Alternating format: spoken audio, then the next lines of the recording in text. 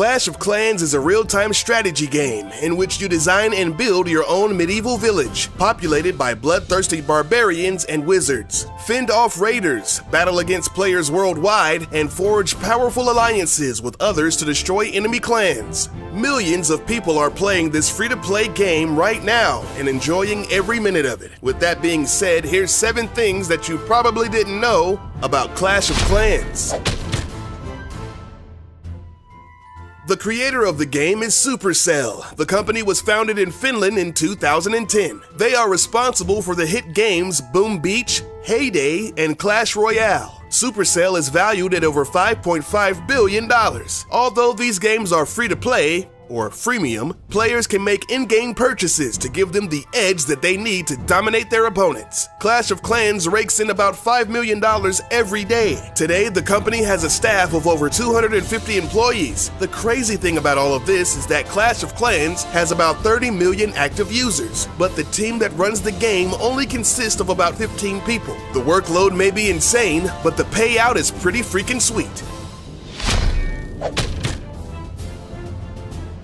Surprisingly, the game earns most of its revenue from the top 10% of players. Elite players know that the only way to stay on top is to shell out some big bucks. Players are incentivized to pay for wall upgrades, gold, elixir, and expensive archer towers, because if they leave their bases unattended in real time, other players can come along and attack them while they're away, losing trophies and resources. A Clash of Clans player named Panda spent over $7,000 in a single month, and at one time, top Clash of Clans player Jorge Yao spent $250 a week on gems.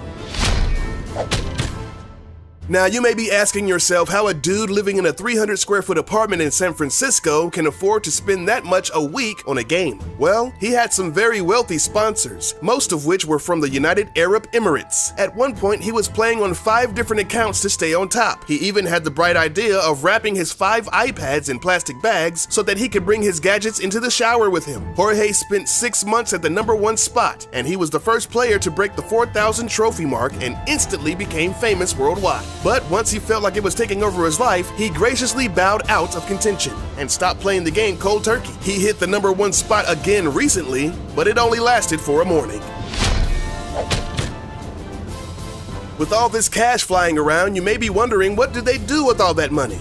Well, some of it goes towards marketing purposes. They can afford some big-name celebrities to endorse their game. For Super Bowl 49, they spent $9 million on a 60-second spot starring Liam Neeson. I can't wait to destroy your village while you beg for mercy, but you will get no mercy. I will have my revenge. Liam? I was going for Liam? Over here.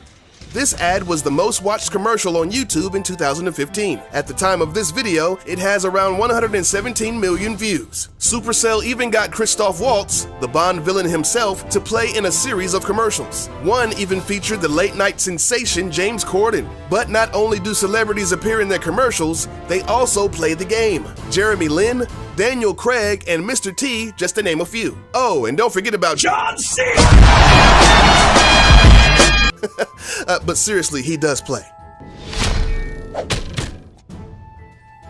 Speaking of Mr. T, Supercell is obviously fans of the Fool Pitier himself. So much so that the Pig Rider is modeled after him. The distinctive mohawk and beard is a dead giveaway. The only difference is the voice. Now you got me.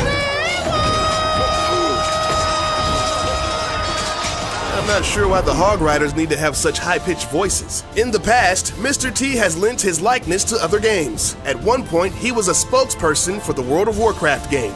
I'm Mr. T and I'm a Night Elf Mohawk. What's your game?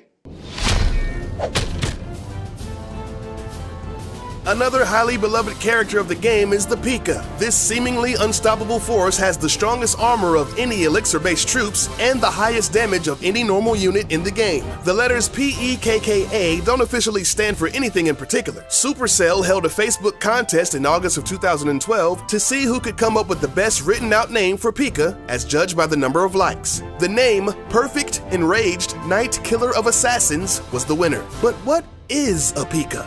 A knight? A samurai? A robot? No one knows. But the mysterious and dangerous Pika is a girl.